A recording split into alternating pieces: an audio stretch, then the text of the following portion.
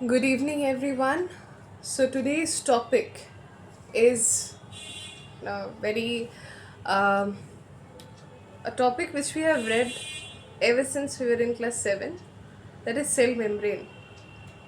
কিন্তু এই সেল মেমব্রেনটা না বুঝলে later on you won't understand channels, যেগুলো আমি পরে বোঝাবো। ঠিক আছে, তাহলে Singer and Nicolson's model, the fluid mosaic model, একটা মোজাইক ফ্লোরের মধ্যে কিছু কিছু মানে লিপিড প্রোটিন লিপিড যে লেয়ারটা আর কি, প্রোটিন ম্যাক্স, তারপরে লিপিড, তারপরে কার্ব, মোজাইক কম্পোনেন্ট আর fluid component is protein and lipid respectively. কিছু বলার নেই এখানে, মানে আমি যে কি বলবো এটা আমি জানি না আর কি। ঠিক আছে, so lipid is more than protein. সেটা কোথায় আছে? সেটা হচ্ছে আমাদের নিউরনের মাইলিন শীতে আছে। কেন আছে? কারণ কি প্রচণ্ড পরিমাণে একটা র্যাপিড কারেন্ট ফ্লো হচ্ছে, so there is myelin sheath for protection. Plasma মেমব্রেনের কথা বলছি আমরা। There is glycolipid, phospholipid, cholesterol. এটা না আরও ডিটেলসে বলবো when we are teaching biochem, এই গ্লাইকোলিপিড ফসফোলিপিড।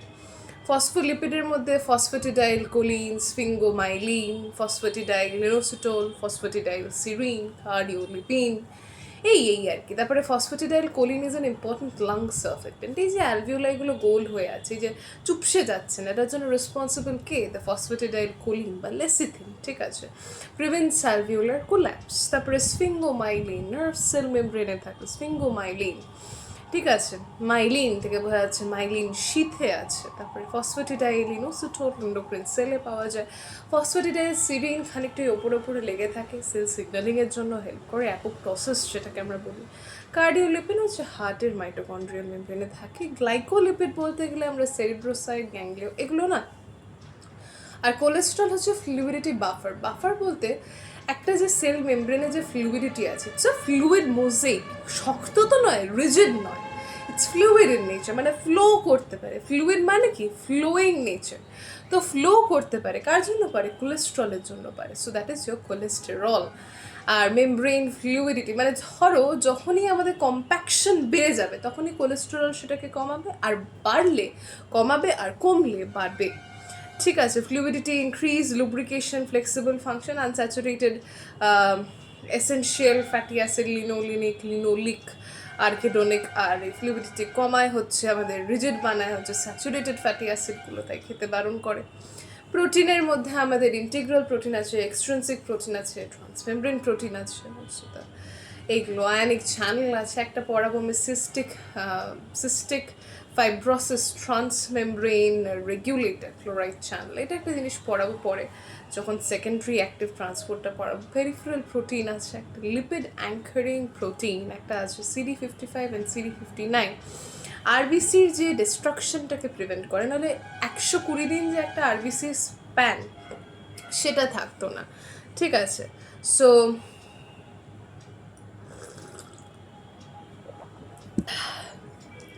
গ্লাইকোসিল ফসফেটিডাইল লিনোসিটোল বলে একটা জিনিস আছে। So that is the GPI অ্যাঙ্কার্ড protein, CD55 CD59 এটার সাথে অ্যাঙ্কার করে থাকে এরা। ঠিক আছে, যদি এর অ্যাবসেন্ট হয়ে যায় প্রিম্যাচিওর আরবিসি হবে, হিমোলাইসিস হবে, এবং সেটা রাত্রিরে বেশি হয়, তাই প্যারক্সিসমাল নকটার্নাল হিমোগ্লোবিন ইউরিয়া হয়। আর কার্বোহাইড্রেট থাকে, cell recognition, cell signalling, cell adhesion, এগুলো আমরা আরও ডিটেলস একটু পড়বো। বেসিক্যালি আমি একটা ওরিয়েন্টেশন দিলাম যে what is the cell membrane. কালকে এই সেল মেমব্রেনের উপর একটা মানে এই সেল মেমব্রেনকে ছাড়িয়ে অর্গানেলগুলো বোঝাবো। সেল অর্গানেলের মধ্যে যেটা বেশি ইম্পর্টেন্টলি বোঝাবো that is cytoskeletal filament, molecular motors in cell adhesion molecule. একটা অনেক বড় একটা মানে নট অনেক বড়, maybe 15-20 minutes lecture, not lecture, একটা ক্লাস নেব। তাহলে এটা মনে রাখতে হবে, what is paroxysmal nocturnal haemoglobinuria. The glycosyl phosphatidyl ইনোসিটোলের সাথে বাউন্ড থাকে এরকম দুটো প্রোটিন, CD55 CD59, এদের মধ্যে মিউটেশন হয়ে গেলেই আরবিসিটার একটা শেপের অদ্ভুত রকমের একটা শেপ হয় এবং ডিস্ট্রয় হতে থাকে, এবং সেটা রাত্রিরে হয়। তাই paroxysmal nocturnal haemoglobinuria peripheral protein যদি খারাপ হয়ে যায়, স্পেকট্রিন অ্যানকাইরিন, এই যে আরবিসির সুন্দর শেপ, স্পেকট্রিন অ্যানকাইরিনের জন্য মেনটেন হয় এবং দে পেরিফেরাল প্রোটিন। এবার এটা যদি নষ্ট হয়ে যায় তাহলে কী হবে, শেপটা চেঞ্জ হয়ে যাবে। শেপটা চেঞ্জ কীরকম হবে, নয় স্ফিয়ার শেপেড হয়, না এলিপ্টিক্যাল শেপ হবে। পাম্পের ব্যাপারে কালকে আমি যখন মেমব্রেন ট্রান্সপোর্ট পড়াবো, সোডিয়াম পটাশিয়াম পাম্পটা অনেক বেশি ডিটেলসে পড়াবো, জি প্রোটিন কন্ট্রোল রিসেপ্টারগুলো বেশি করে পড়াবো পরের দিকে এগুলো। আর আমরা সবাই জানি প্রোটিনের ইন্ট্রিনসিক এক্সট্রিনসিক ট্রান্সমেমব্রেন, এটা একটা টাইপ হয়। বাকি রিজিডিটির ব্যাপারে বেশি করে বলতে গেলে উই আর টকিং অ্যাবাউট বায়োকেমিস্ট্রিতে একটুখানি পড়বো, এখন না, ঠিক আছে। সেল হচ্ছে functional and structural unit of the body. তো যাই হোক, এইটুকুই, আজকে বেশি বকবক নয়। I will give certain nice images, আজকে একটু কয়েকটা মানে ছবি দেব, ভালো ছবি দেব একটু।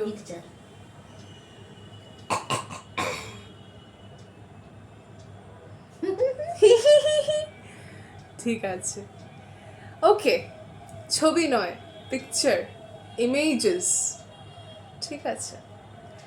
যাই হোক, তো এইটুকুই আমাদের আজকে সেল মেমব্রেন। দয়া করে সবাই হোমিওস্ট্যাসিসের ভিডিওটা দেখুন, আর দয়া করে হাত জোর করে বলছি আপনাদের সবাইকে, হ্যাঁ, like share subscribe and comment. কেউ কমেন্ট করে না, আমি হলে কত কত কমেন্ট করি, ঢুকে ঢুকে ঢুকে ঢুকে কমেন্ট করি, তো কমেন্টটা করো। আর খুব দুঃখের সাথে বলছি, একটাও সাবস্ক্রাইবার বাড়ছে না। এই যে কজন আছে সব পরিবারের লোকেরা, দে আর অল সাবস্ক্রাইব, হ্যাঁ, no one understands anatomy or physiology or biochem. হ্যাঁ, ওয়ার্ডগুলো বুঝলে মানে সবাই শিক্ষিত, কিন্তু আর কেউ তো আর MBBS করছে না এই মুহূর্তে দাঁড়িয়ে। সো যাদের করলে কাজে দেবে তারাই তো করছে না, এটাই খুব দুঃখ। তাই দুঃখটা যাতে কম হয় সেই ব্যবস্থাটা করা হোক। বেশি বেশি করে কি করব, শেয়ার, কমেন্ট আর সাবস্ক্রাইব, আর একটা করে এরকম থাম। আগে থাম মানে ছিল কাঁচকলা, এখন থাম মানে লাইক, তো একটা করে থাম, ঠিক আছে, এই যে, ঠিক আছে, ওকে। সো 7 মিনিটস এত ছোটো ভিডিও বানিয়ে আমার শরীরে জ্বর আসবে, তাই কালকের ভিডিওটা অনেক বড় বানাবো, আর আজকে কটা ফটো টটো দেবো। এইটুকু বলেই শেষ করছি। That's it for today. Please do watch the lecture. পড়ার কিছু নেই, কোয়েশ্চেন আসে না, বাট হ্যাঁ, প্যারক্সিসমাল নকটার্নাল হিমোগ্লোবিন ইউরিয়া, CFTR এর ব্যাপারে, স্পেকট্রিন অ্যানকাইরিন, এই তিনটে জিনিস মাথায় রাখলেই হবে। আরেকবার বলে দিই, what is the take home message? The protein, peripheral protein responsible for the maintenance of the shape of the RBC will be spectrin and chirin. Second, there are certain protein which is attached to the glycosyl phosphatidylinositol, GPI anchored protein, যেরকম CD55, CD59, এদের মধ্যে mutation হলে RBC শেপটা নষ্ট হবে এবং RBC will be destroyed. Paroxysmal nocturnal hemoglobin urea হবে, এইটা একটা, ওইটা একটা বললাম, এই দুটো বললাম, রাত্রিরে হয়। ব্যাস এই দুটো মনে রাখতে পারলেই we are done. And CFTR chloride channel আমি আরেকটু ডিটেলসে পরে বলব।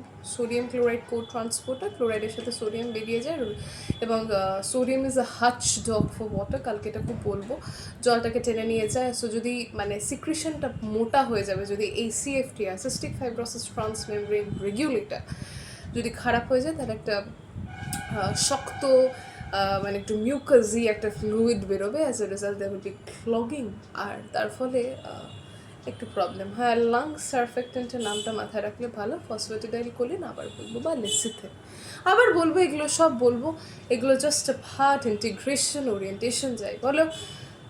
কালকে organelle, special importance to cytoskeletal filament, molecular motors, তারপরে অ্যাপোপ্টোসিস, খুব খুব ইম্পর্টেন্ট ক্লাস, একটা শর্ট নোট ভালো করে পড়াবো, অনেক টাইম দিয়ে পড়াবো। আজকে এইটুকুই, that's it. Please do like, share, subscribe and comment.